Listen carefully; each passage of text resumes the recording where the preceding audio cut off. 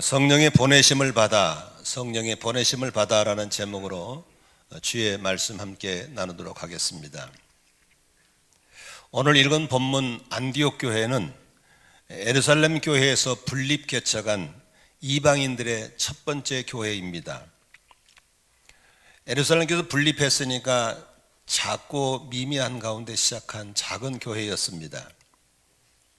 그런데 이 다음에 보면은 안디옥 교회가 크게 번성 부흥되어서 예루살렘 교회는 작은 다만에 있는 교회로 역사 속에 사라지지만 예루살렘 교회는 이방 선교에 획기적인 영향을 미치는 크고 아주 건강한 교회로 살아남습니다.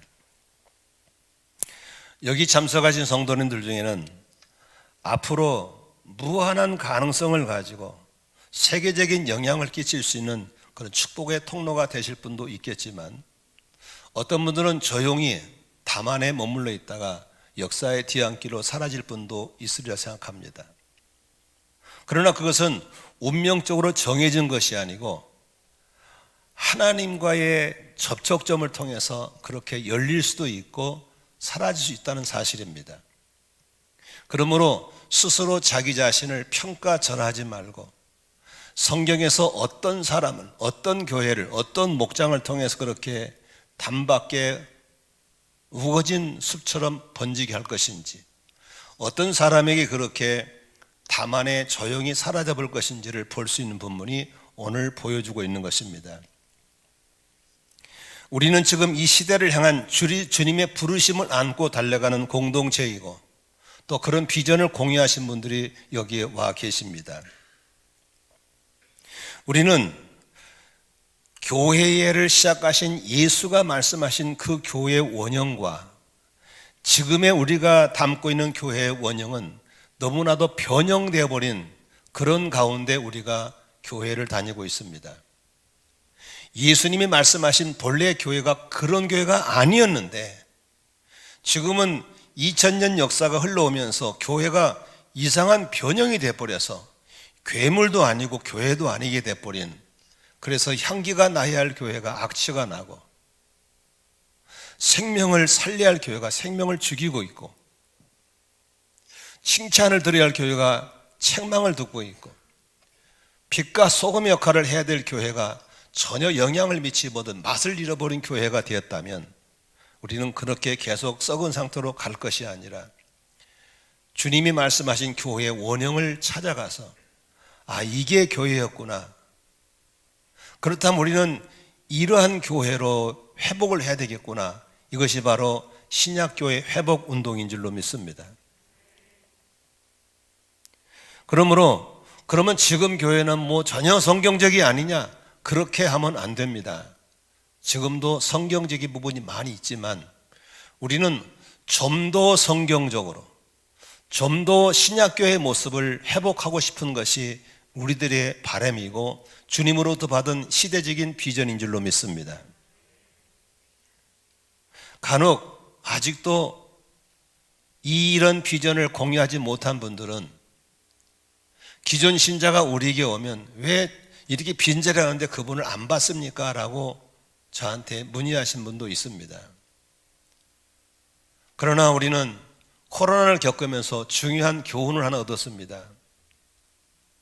보이지 않는 이 바이러스가 얼마나 크게 영향을 주는지를 알고 있기 때문에 그 한 사람의 코로나 바이러스 때문에 집단이 사망하고 죽는 무서운 것이 바로 이 전염성인 것입니다.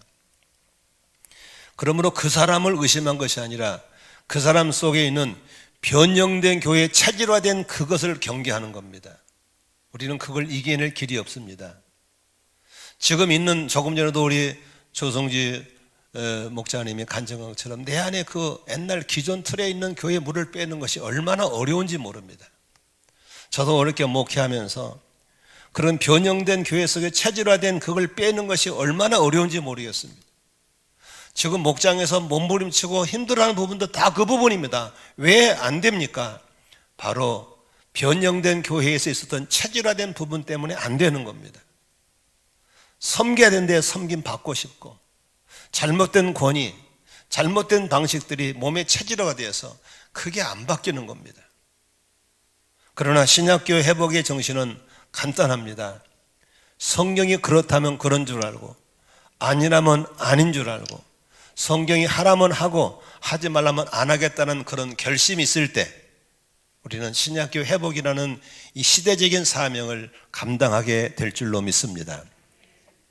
오늘 저는 여러분들과 함께 이렇게 작고 미미하게 시집한 이방교회가 어떻게 했으면 그렇게 세계적인 영향을 주는 무성한 가지로 클 수 있었을까에 대한 비결을 오늘 이 현장에서 발견하고 싶은 것입니다.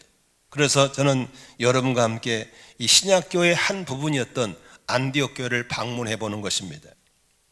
이 안디옥 교회에서 볼 수 있는 것은 교회의 주체가 사람이 아니라고 하는 것입니다.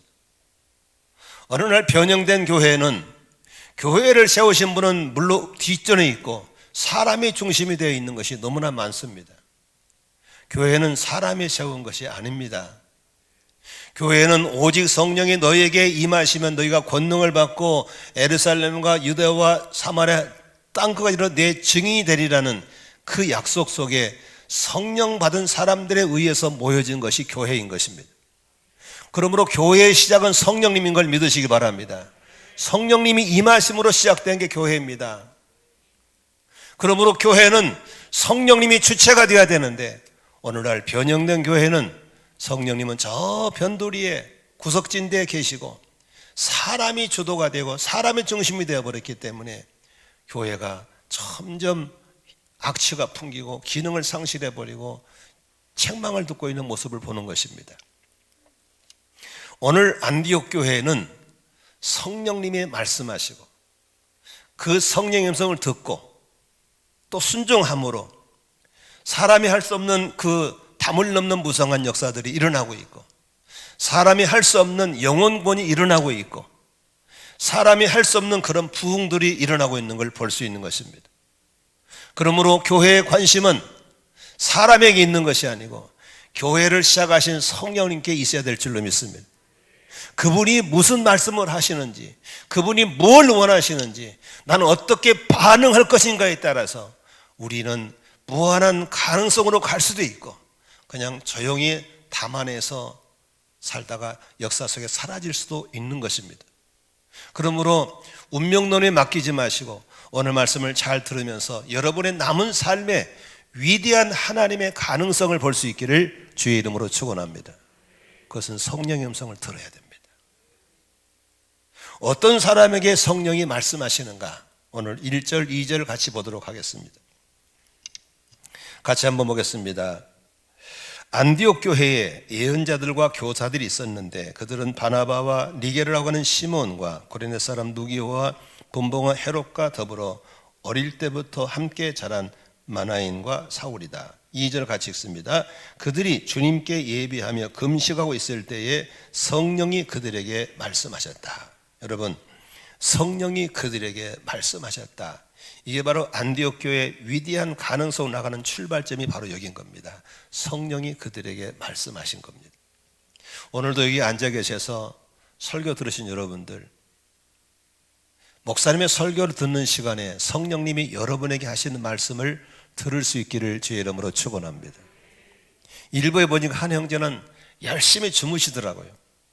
깨우려다가 그냥 내비뒀어요. 권하러 주무시라고. 그 사람은 여기 와 있지만 한마디도 못 두고 가는 겁니다. 또 저는 이게 나이가 들어가면 찾아온 증상이 뭐냐면 자꾸 딴 생각이 들어요. 찬송가를 부르면서 이분 부르는데 생각은 딴 데 있어요. 그때마다 죄송스러워서 주님 다시 부를게. 찬송가를 다시 부를 때 있어요. 그래서 아주 정말 정신을 바짝 차리고 그 가사에 몰두하려고 할 때 가사와 함께 찬송을 부르게 되더라고요. 혹시 여기 계신 분들 중에서 몸은 와 있지만 생각이 딴 데가 있다면 오늘 성령님이 슬퍼하실 겁니다. 계속 신앙은 기대하는 거잖아요. 성령님을 기대하는 겁니다. 말씀을 기대하는 것입니다. 그래서 오늘 내 운명을 바뀔 수 있는 획기적인 성령님의 말씀 한마디만 들어도 인생은 바뀔 줄로 믿습니다. 어떤 사람에게 성령이 말씀하시는가? 안디옥 교회는 이방인들이 모인 교회입니다. 유대인들이 아니에요. 그러니까 정말 불특정 다수가 모이는 속된 말로 잡다한 교회예요. 이 보면은 바나바라는 사람, 말씀을 잘 듣는 사람이 교회 주요 지도자 있죠. 두 번째는 니게르라고 하는 시몬, 이 사람 흑인이에요. 니게르, 흑인입니다. 그 다음에 구레네 사람 루기오, 저 지방에서 올라온 시골 사람이죠. 분봉은 헤롯과 더불어 어릴 때부터 함께 자란 만화인, 왕족과 함께 일했던 건 귀족 신분이거든. 상당히 신분이 높은 사람이에요. 그리고 교회를 핍박하다가 최근에 돌아온 막 개종한 사울이라는 사람이에요. 이렇게 아주 불특정 다수가 5명이 지도자가 된 교회가 안디옥 교회예요. 여러분, 교회는 불특정 다수가 모이는 곳입니다. 학벌, 인물, 출신, 성향 다 다릅니다. 이렇게 다른 곳에 어떻게 하나가 될 수 있습니까? 이 하나 되는 것이 주님 말씀하시거든요. 하나 되려면 간단합니다. 로드십, 주대심이 세워져야 됩니다. 믿음이 하나이고 주님이 한 분이고 하나님도 한 분이고 성령도 한 분인 그곳에서 하나가 되는 것이고 그곳에서 주님은 말씀하실 줄로 믿습니다. 교회가 이 주대심을 잃어버리면 교회는 복잡해집니다. 목장이 이 주대심이 사라지면 안 됩니다. 우리는 한 분의 주님 앞에 집중하고 한 분의 주님으로 나의 모든 걸 내놓고 하나 될 때 거기에 교회의 생명이 있고 거기에 성령님이 말씀하실 줄로 믿습니다. 아멘. 그러므로 비슷비슷한 사람끼리 끼리끼리 하나 되는 건 쉽습니다. 같은 학벌끼리, 같은 친척끼리, 같은 동호인끼리. 교회는 동호인 모임이 아닙니다. 전혀 다른 사람이 모인 것입니다. 전혀 다른 사람. 그런데 어떻게 똑같이 하나가 되어서 한 목적을 갈 수 있을까? 같은 말을 하고 같은 마음 품고 같은 걸 쓸까? 그것은 주대심이 될 때만 가능한 것입니다. 콩가루 집안이라는 게 있잖아요. 부부가 신앙이 달라, 애들과 신앙이 같잖아요. 그건 콩가루 집안입니다. 다 동상이몽이잖아요. 그러나 그리스도가 그 집의 왕으로 계시는 그 집은 주님 중심으로 하나가 되는 겁니다. 오늘도 우리 찬송 인도자가 예수 그리스도가 왕이신 걸 선포하고 그분을 높여드렸지 않습니까? 우리 모두에게 그게 반응했지 않습니까? 여기 계신 모두의 주가 예수님인 줄로 믿습니다. 우리 공동체의 왕이 예수님인 걸 믿으시면 아멘 하십시오. 그러므로 우리는 그분에게 집중할 때 그분이 우리에게 말씀하시는 겁니다. 오늘도 언제나 여러분의 교회, 목장, 가족들이 예수 중심으로 하나가 될 때 주님이 그곳에 오셔서 왕이신 그분이 우리에게 말씀해 주시는 겁니다. 오늘도 우리 한국교회가 하나 되어야 될 줄로 믿습니다. 저는 가정교회 몸담은 지가 11년 차입니다. 1년에 2번씩 컨퍼런스를 가보고 목회자 모임에 가면 정말 이 가정교회는 다양한 사람이 모였습니다. 정말 학벌이 다양하고요. 지금은 전 세계 아프리카, 중앙아시아, 오세아니아죠, 남미, 북미 다 다릅니다. 모이면요 너무 하나입니다. 너무너무 하나입니다. 왠지 아세요? 주대심이 하나예요. 더욱이 주님의 소원이 무엇인가를 정확하게 아는 사람들이기 때문에 이견이 없습니다. 아멘. 900명, 1000명이 모여도 무르듯이 조용히 가고 있습니다. 왠지 아십니까? 주님께 집중하고 있고 저 주님이 신약교 회복을 얼마나 원하신가를 알고 있기 때문에 주님의 소원이 나의 소원이기 때문에 그렇습니다.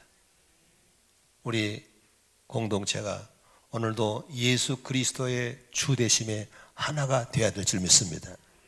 그리고 그 왕이 우리에게 뭘 하는가를 들으려고 할 때 성령님은 반드시 우리에게 말씀하실 줄로 믿습니다. 두 번째, 어떻게 했을 때 말씀하십니까? 오늘 보니까 그들이 주님께 예배하며 했습니다. 그리고 금식했다고 했습니다. 여러분, 우리는 예배에 대해서 잘못 알고 있습니다. 예배는 뭘 받는 것, 누리는 것이 아닙니다. 예배는 서비스입니다. 예배를 영어로 서비스, 섬김이고 희생이 있는 것이 예배입니다. 아멘. 하나님은 희생하고 헌신한 곳에서 말씀해 주십니다. 금식은 다 힘들어합니다. 그러나 왜 금식합니까? 주님이 기뻐하거든요. 나의 기뻐하는 금식은 이라고 했잖아요. 그래서 주님이 기뻐하는 금식, 주님이 기뻐하는 예배는 우리의 희생과 헌신이 들어가야 됩니다. 이 희생과 헌신이 들어가는 그곳에서 주님은 말씀하시는 것입니다. 오늘도 주님을 위해서 난 무엇으로 어떻게 희생하고 어떻게 섬길 것인가를 돌아보는 것입니다. 언제나 그 낮은 곳에 주님은 오셔서 말씀해 주십니다. 오늘도 안디옥 교회가 주 대심 속에서 불특정 다수가 모인 그룹 속에 오셔서 말씀해 주셨습니다. 그들이 헌신의 예배, 헌신과 희생이 있는 금식을 하고 있을 때, 2절에 그렇게 하고 있을 때에 라고 했습니다. 그때 주님은 우리에게 뭐 하셨습니까? 말씀하셨습니다. 우리의 신앙생활 속에서 성령님이 일하시고 말씀하시게 하려면 언제나 빈 자리를 만들어 두셔야 됩니다.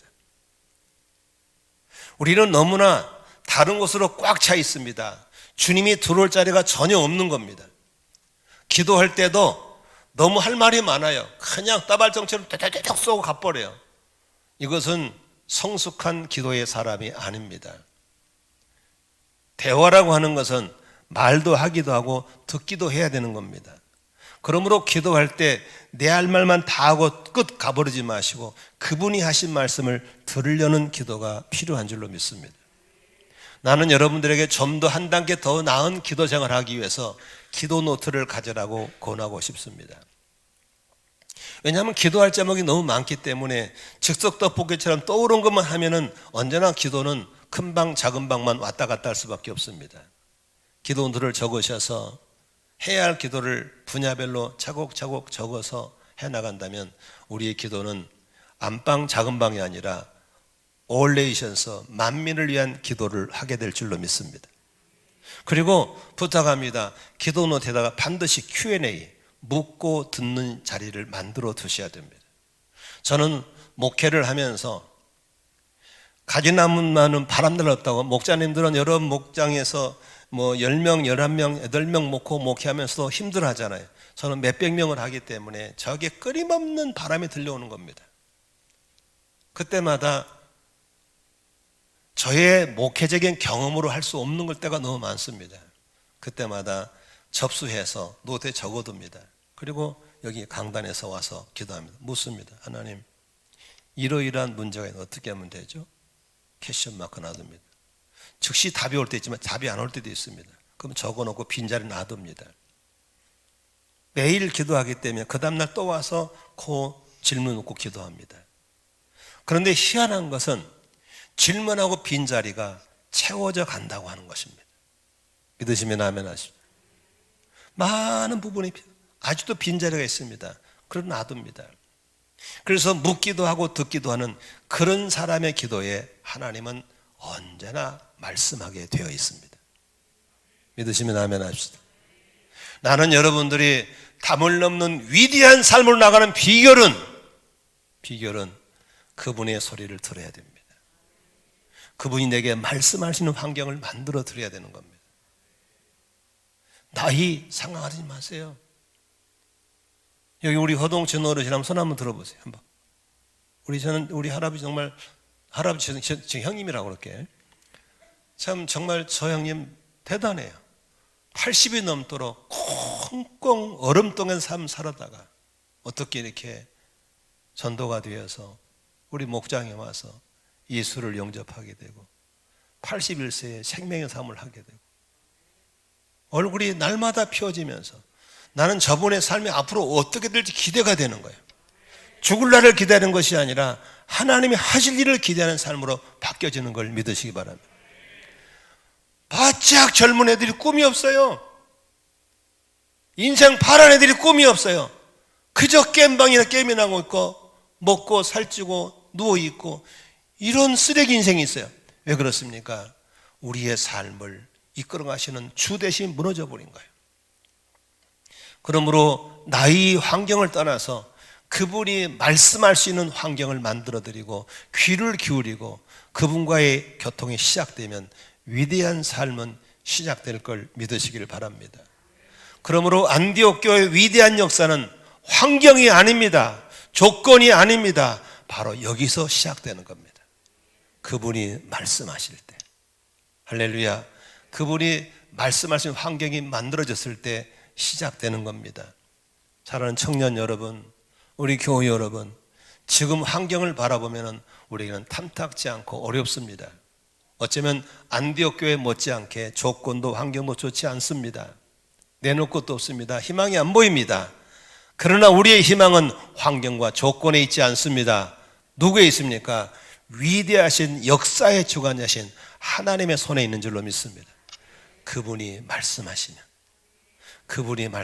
들을 수만 있다면 그때부터 희망이 열릴 줄로 믿습니다. 할렐루야. 그래서 우리는 신약교회를 회복해 보겠다는 이런 가정교회에서 한국교회 또 한 번의 희망을 보는 겁니다. 우리 가정도 희망을 보는 겁니다. 우리 청년들도 여기서 희망을 찾기를 주의 이름으로 축원합니다. 아멘. 그런데 두 번째는 우리가 이 말씀을 들었을 때 어떻게 반응할 거냐입니다. 신약교회의 정신은 간단합니다. 그분이 하라면 하고 하지 말라면 안 하는 겁니다. 그분이 그렇다면 그런 줄 알고 아니면 아니란 성경의 절대 권위, 하나님의 절대 권위에 순종하겠다는 자세부터 우리는 출발하는 걸 믿으시길 바랍니다. 오늘 안디옥 교회에 어떤 말씀을 하셨습니까? 2절에 보니까 이렇게 말씀하고 있어요. 2절 같이 읽겠습니다. 그들이 주님께 예배하며 금식하고 있을 때에 성령이 그들에게 뭐 했다? 말씀을 하셨다. 말씀 내용이 뭐예요? 너희는 나를 위해서 바나바와 사울을 따로 세우라. 내가 그들에게 맡기려 하는 일이 있다. 그랬습니다. 여기서 주님의 말씀은 교회 지도자 가운데 바나바와 사울이라는 사람을 따로 세우라. 내가 그들에게 맡길 일이 있다라고 하는 것이 주의 말씀이었습니다. 다시 말하면 지도자 가운데 여러분 이제 막 시작하는 교회 지도자가 얼마나 중요합니까? 그 가운데서도 바나바는 말씀에 능숙한 사람이었거든요. 사울은 어마어마한 가방끈도 좋고 백그라운 대단한 사람이었거든요. 인자 돌아가긴 했지만 그런 막강한 사람들 두 사람을 뽑아가지고 다른 데 보내겠다고 하는 겁니다. 이해가 됩니까? 이해가 안 되죠. 순종할 수 있나요? 순종이 어렵죠. 사람의 생각에서 하나님의 생각을 받아들이는 것은 이해가 되는 게 아니에요. 하나님의 생각은 언제나 사람보다 높게 있는 걸 믿으시 바랍니다. 그렇기 때문에 우리는 하나님 말씀 받을 때 이해하려고 하면 안 되는 거예요. 순종하려고 해야 되는 거예요. 그래서 순종이 새로운 역사를 쓰게 되는 겁니다. 하나님은 하나님이시기 때문에 우리를 언더스탠딩, 이해될 때까지 기다리지 않습니다. 그분은 말씀하시고 우리는 순종해야 될 줄로 믿습니다. 내가 너희들한테 맡길 일이 있다. 이해가 되냐? 이해 안 돼? 이해시켜줄게. 그런 하나님이 아닙니다. 그분은 왕이시기 때문에 명령하시는 것이고 우리는 순종이 유일한 대답인 걸 믿으시기를 바랍니다. 오늘 이렇게 말씀하시는 그들에게 참 암담했어요. 이제 시작하는 교회, 지도자가 필요한데 그것도 말씀에 능한 사람이 필요하고 어마어마한 백그라운드와 그런 걸 준비된 사람이 필요한데 그 두 기둥을 빼서 다른 데로 보내겠다는 주의 말씀 앞에 순종은 쉽지 않았습니다. 그러나 그들은 4절에 보니까 순종합니다. 4절에 있어 있죠. 바나바와 사울은 성령이 가라고 보내심으로. 여러분 4절 보세요. 성령이 가라고 보내심으로 실루기아로 내려가서 거기에서 배를 타고 키프로스로 건너갔다라고 써 있습니다. 누가 가라고 그랬습니까? 성령이 가라고 하신 겁니다. 여러분 우리가 하나님께 위대하가 쓰임받고 싶으면 내가 하고 싶은 일 하면 안 됩니다. 그분이 하라는 걸 하는 겁니다. 그래야 그분께서 나를 통해 일하실 줄로 믿습니다. 아멘이시죠? 순종은 쉽지 않습니다. 그러나 우리는 그분의 절대 주 되심을 결정할 때부터 순종은 가능한 것입니다. 하나님께서 우리를 구원하실 계획을 가지시고 독생자 아들 예수에게 말씀하셨습니다. 네가 내려가서 성육신에서 저들의 죄를 좀 해결해야 되겠다 라고 했을 때 아들이 아버지 앞에 이해와 설득을 요구하지 않았습니다. 아버지가 그런 계획이 있다면 하고 순종의 첫 열매가 예수 그리스도인 줄로 믿습니다. 그래서 죽기까지 순종했다라고 성경은 써 있는 것입니다. 하나님과 동등됨을 허락하지 않고 자신을 다 내려놓고 그렇게 하신 겁니다. 언제나 하나님은 순종한 다음에 그랬구나 알게 하시지, 순종하기 전에 이해와 설득을 한 다음에 일하시지 않습니다. 순종이 더 먼저인 걸 믿으시기를 바랍니다. 가끔씩 가다가 요새 코로나를 겪으면서 교회들이 어렵잖아요. 교세가 떨어지고 헌금이 떨어지고 교회 문 닫는 교회가 많아지잖아요. 심지어는 지금 3년째 코로나 보내면서 한국 교회가 1만 교회가 문을 닫았습니다. 수십만 명이 교회를 떠나서 세상으로 가버렸습니다. 그때마다 우리 교인들도 그렇고 외부의 분들이 저한테 그런 말을 합니다. 특히 김 목사님은 그렇게 선견 지명이 있어가지고 부채를 갚아버렸습니까? 신의 한 수였습니다 그러거든요. 그리고 어떻게 목사님은 그렇게 지혜가 있으셔서 가정교회를 도입해가지고 코로나를 잘 극복했습니까? 신의 한 수입니다 그러거든요. 저는 이렇게 될 줄 알고 한 게 아니에요. 몰랐어요. 근데 어느 날 기도하니까 자꾸 주님이 부채에 대한 부담을 지고 그 32억 없애야 된다. 사실 여기 우리 다 장로님 계신다만 그 당시 우리가 현찰 3억을 들고 있었기 때문에 급하면 메꿔 나갈 수 있는 여분이 있었어요. 팔아야 될 만큼 그렇게 급하지는 않았어요. 그런데 자꾸 그게 내게 말씀을 찾아오신 거예요. 그래서 장로님들에게 은혜돼 장로님들 반은 목사님 뜻대로 하자 그러고 반은 파는 걸 찬성하지 않았어요. 어떤 분은 반만 팔고 반은 놔주자는 분도 있었어요. 또 기도하면 그때마다 없애라면 완벽하게 없애라는 말씀을 주셨어요. 그러나 의견이 일치 안 될 때 어떻게 또 기도하는 거예요. 그런데 나머지 두 분 장로님도 그러면 목사님 뜻대로 하자고 양보해 주셔서 처리했어요. 그때는 성도들도 잘했다는 성도 있지만 서운한 분들이 훨씬 더 많았어요. 지나놓고 나니까 그때 부채를 안 했었더라면 코로나 어려웠습니다. 가정교회 하기 어려웠습니다. 교회가 유지 때문에 기존 신자를 받을 수밖에 없는 상황이 된 거죠. 그러나 우리가 그걸 털어버렸기 때문에 과감하게 본질에 충실할 수 있었고 기존 신자에 단호하게 문을 닫을 수 있던 것은 바로 그 부분이었어요.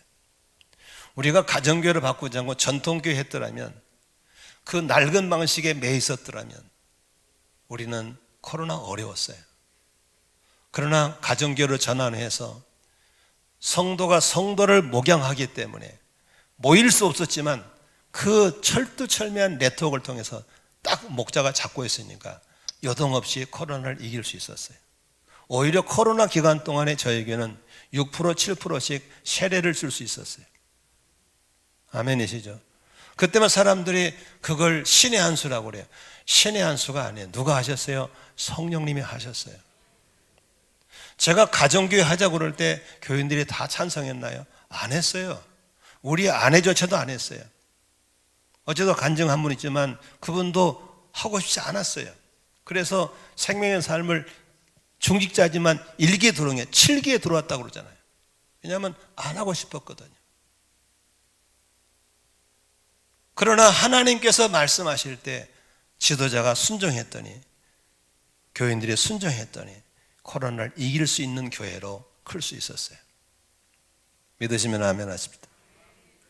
주님이 말씀하시면 순종하면 그분이 책임지시고 그분이 일하실 줄로 믿습니다. 언제나 성령의 소리에 순종하는 것은 쉽지 않습니다. 그분만 바라봐야 되고 그분의 주대심에 목을 맬 때만 가능한 것입니다. 우리는 너무나 많이 알고 있어요. 너무나 많은 경험에 의존하고 있어요. 지난주 설교도 들으셨죠? 왜 예수님은 제자를 뽑을 때 가방끈이 짧은 사람을 뽑았을까? 왜 가방끈이 짧은 베드로를 가방끈이 긴 예루살렘에서 복음 전하게 했을까? 왜 가방끈이 긴 바울은 가방끈이 짧은 이방에 보여서 선교하게 했을까? 이해가 안 맞잖아요. 오히려 바울은 예루살렘 보내고 가방끈 짧은 베드로는 이방에 보내 딱 맞는데 하나님은 정반대로 했거든요. 왜 그렇습니까? 사람의 경험, 사람의 지혜로 일하는 게 아닙니다. 바닥을 쳐야 주를 찾게 되고 바닥을 쳐야 성령님을 의지하게 되는 걸 믿으시길 바랍니다. 아멘. 그래서 우리 가정교회 하시면 항상 그런 말, 바닥을 치란 말 잘합니다. 바닥을 칠 때부터 된다는 거예요. 가방끈 짧은 사람이 예루살렘 복음 전하니까 뭐 아무것도 없잖아. 그러니까 바닥을 치는 겁니다. 성령님 도와주세요. 이럴 때 성령이 말씀하시고 일하시는 걸 보는 거예요. 가방끈 긴 바울이 이방에 가서 보니까 아무 가방끈이 먹히질 않는 거예요. 그러니까 또 바닥을 치는 거예요. 오늘도 우리는 성령의 절대 음성을 순종하기 위해서 나의 한계를 발견하고 나의 부족함을 발견하고 오직 주만 의지하고 나갈 때 그분이 놀라운 일을 행하실 줄로 믿습니다. 하나 더 예화를 들겠습니다. 이천에 제 친구 목사님이 한 분 계십니다. 골목에서 우리 같은 2년 정도의 교회를 하고 있었습니다. 그런데 그분은 정말 금식을 많이 하고 성령에 민감하신 분입니다. 지금도 교회 건물 가면 기도보다 성령보다 앞서지 말자 크게 써놓은 그런 교회입니다. 하나님이 은혜를 주셔서 이천시 밖에 논밭 산을 끼고 산 7,000평의 땅을 샀습니다. 성령님 자꾸 시키니까. 그래서 이제 그곳에 건축을 하기 위해서 계획을 세우고 건축위원장을 누구를 세울까를 다 디자인을 했습니다. 그 건축위원장 후보자가 누구냐면 이천에 정형외과를 하시는 박 장로님이란 분입니다. 실명은 제가 얘기할 장로님이 계시는데 그분이 바로 수석 장로님이시고 건축위원장 후보입니다. 교인들이 이제 그런 꿈을 가지고 기도하는 어느 날 박 장로님이 새벽 기도하시는데 성령이 찾아오셨습니다. 너 꿈이 북한 선교라며? 예, 그렇습니다. 그러면 너부터 선교사를 나갔다 와. 그러니까 장로님이 펄펄 뛰면 아니 하나님 실수하신 거 아닙니까? 내가 병원 원장인데 어디로 갑니까? 이제 성령 건축하면 내가 지금 건축인이 해야 할 사람이 내가 어떻게 갑니까? 주님이 아침만 찾아와서 선교사로 나가라고 한 거예요. 그러면서 어디 가라고까지 피지섬이라고까지 알려주는 거예요. 네가 거기 가. 그래서 거기 사람과 함께 해야만 그들이 북한 들어갈 수 있다는 거예요. 몇 날 하도 답답하니 금식이 들었어요. 금식가 더 명확하게 말씀하시는 거예요. 그래서 예, 아멘 하고 자기 아내 권사한테 얘기했어요. 권사님이 펄펄 뛰니 미쳤냐고. 당신이 잘못 들은 거라고. 지금 병원 원장이 어디로 가냐고 환자를 놔두고 건축할 사람이 어디로 가냐고 단호하게 놓였어요. 그때 장로님이 당신도 나처럼 금식해봐. 권사님이 3일 금식을 했어요. 주님이 찾아오셨어요. 가라. 부부가 이제 순종하기로 했어요. 그래서 부부가 결정하고 담임 목사를 찾아뵀어요. 담임 목사님이 뭐라 했어요? 단호하게 아닙니다. 안 됩니다요. 왜? 지금 우리 곧 건축 시작할 거고 지금 장로님이 건축위원장 후보인데 이게 무슨 소리입니까? 하나님은 그런 분이 아니라는 겁니다. 그래서 장로님 그러면 목사님도 금식해 보세요. 그래서 목사님이 그분 금식 잘하거든. 바로 금식 시작했어요. 주님이 찾아오셨어요. 보내라. 교회는 내가 한다. 아멘. 그래가지고 이제 목사님이 결정하고 장로님들이 거기는 꽤 많아요.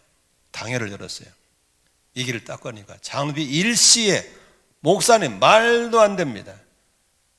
그 장로 없으면 우리 성전 건축 못합니다. 그래서 목사님이 저도 처음엔 그랬습니다. 장로님들 다 금식하세요. 또 장로님들 다 금식했어요. 그래 주님이 찾아오셔서 다 말씀하신. 그래 당회가 일치하에 그분을 피지섬에 선교사로 파송해요. 여러분, 그렇게 했을 때 병원 문 닫았나요? 예배당 건축 못했나요? 아닙니다. 2,000평의 예배당을 2,000석이요. 예배당만 2,000석 멋있게 지었습니다. 병원 운영 잘 마치고, 그리고 선교사님 파송해가지고 한 텀 사역 마치고 들어오셨어요. 지금 병원 잘 되고 있습니다. 지금 열심히 북한 선교 일하고 있습니다. 믿으시면 아멘 하십시오. 우리는 뭘 볼 수 있습니까? 교회당 누가 져요? 주님이 짓습니다. 병원 운영 누가 해요? 주님 운영하십니다. 그 교회가 그거 진다고 부채가 많아졌어요. 그런데 하나님이 어떻게 하신지 아세요? 기가 막히게 2천 가문 놀릴 정도로 바로 그 예배당 옆으로 거대한 신도시가 들어와 버려요. 신도시가. 그래가지고 신도시에서 그 교회 땅 한 부분을 띄어가요. 그러면서 땅 빚을 다 갚아주고 오히려 700평의 땅을 따로 줘가지고 지금 교육관 건물을 짓고 있어요. 누가 해요? 주님이 하세요. 지금 모두 다 신의 한 수라고 그래요. 신의 한 수는 성령의 음성을 듣고 순종할 때 일어나는 걸 믿으시기를 바랍니다. 아멘이시죠? 그러므로 사랑하는 성도 여러분, 오늘도 우리에게 필요한 것은 무엇입니까? 성령님과의 친밀함입니다. 친밀하셔야 됩니다. 2절 볼까요? 2절 보니까 성령이 이르시되, 개역개정 성경입니다. 우리 세번역에는 성령이 그들에게 말씀하셨다 그랬습니다. 4절에 보니까 개역개정 성경에는 성령의 보내심을 받아, 세번역에서는 성령이 가라고 보내심으로, 그냥 성령님이 옆에 있는 아저씨고 선생님이고 그냥 옆에 있는 분이에요. 친하게 얘기할 수 있어야 돼요. 그러므로 여러분, 언제나 성령님과 친밀한 가운데 사시기를 주의 이름으로 축원합니다. 성령님은 인격이 있습니다. 인격이 있기 때문에 성령은 기뻐하시기도 하고 슬퍼하기도 하시고 탄식하기도 하고 좋아하기도 하고 그렇게 하시는 거예요. 그러므로 성령님이 내 안에서 기뻐 뛰고 춤을 추는 그런 관계가 되시기를 주의 이름으로 축원합니다. 말씀을 정리하고 마치겠습니다. 많은 분들은 지금 신자유주의 시대에서 생존 경쟁이라는 사탄의 전술에 말려들고 있습니다. 살아남기 위해서 우선순위가 다 바뀌어버렸습니다.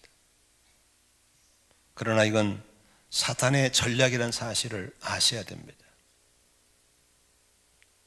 제가 밖에 나가면 현수막을 달아놨는데 내가 참 좋아하는 현수막이 글귀입니다.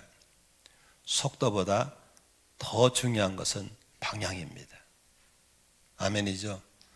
빨리빨리가 좋지만 방향이 틀려버리면 빠를수록 더 불행해지는 겁니다. 그러므로 우리는 지금 어디로 가고 있는가에 대한 방향을 잘 설정하셔야 되는 겁니다. 가정인가 일터인가에서도 지금 너무 많은 사람이 순서를 바뀌었습니다. 여러분, 왜 일합니까? 가정 때문에 하는 거 아닙니까? 근데 가정이 피폐하게 말라지고 가정이 깨지도 불구하고 일에 중독돼서 새벽에 늦다가 밤에 들어옵니다. 우리는 사단의 전략에 말려든 겁니다. 일을 적게 하더라도 가정천국 이루어야 될 줄로 믿습니다. 재정지실도 마찬가지입니다. 하나님이 재정을 주신 이유는 어디 쓰라고 주신 겁니까? 잘못 쓰고 있습니다. 많이 모아놓은 게 부자가 아닙니다. 잘못 투자하면 다 망하는 겁니다. 물질의 주인은 성령님이신 걸 믿으시기 바랍니다. 묻고 듣고 순종해야 합니다. 나의 하루 내 것 아닙니다. 24시간의 주인은 주님이십니다. 하루 일과를 기도로 시작하는 삶이 됐을 때 하루를 알차게 보내게 될 줄로 믿습니다. 많은 분들이 너무 바쁜데 할 일을 제대로 못한다는, 그런 사람은 똑같습니다. 기도 안 하는 사람입니다. 기도하는 사람은 알차게 보내면서 하루가 여유가 있습니다. 바쁘기만 하고 먹을 것 없는 사람들은 이제 새벽 기도를 시작하시기 바랍니다. 꼭 교회 안 나도 괜찮습니다. 집에서라도 무릎 꿇고 그분과 함께 하루를 시작하는 성령의 사람이 되시기를 축복합니다. 오늘도 역사의 주관자이신 하나님과 함께 살면 오늘도 무성한 가지가 되어서 담을 넘는 은혜가 있을 줄로 믿습니다. 그러나 많은 분들이 교회 다니는 걸 종교화시켜서 종교생활하면서 성령과의 관계가 무너진 상태에서 그저 담 안에서 혼자 주름 잡다가 역사의 뒤안기로 사라져버리는 그런 사람들이 참 많습니다. 당시에는 예루살렘 교회와 안디옥 교회는 비교가 안 됐습니다. 예루살렘 교회는 메가처치였습니다. 웅장했습니다. 그러나 안디옥 교회는 초라했습니다. 그저 불특정 다수가 모인 그러한 교회였습니다. 그런데 어떻게 예루살렘 교회는 역사 속에 사라져버리지만 안디옥 교회는 열방 선교를 한 위대한 교회가 될 수 있었습니까? 한 가지입니다. 주대심이 회복됐을 때, 그분 중심으로 하나가 되었을 때, 그리고 그 주님께서 말씀할 수 있는 자리를 만들어 드리고 그 말씀 앞에 이해가 안 돼도 순종했을 때, 그때부터 담을 넘는 무성한 가지의 삶이 열리게 된 걸 믿으시길 바랍니다. 여러분 속에는 위대한 가능성이 지금 있습니다. 주대심 속에 들어가야 됩니다. 그리고 우리는 하나 되기를 힘써야 됩니다.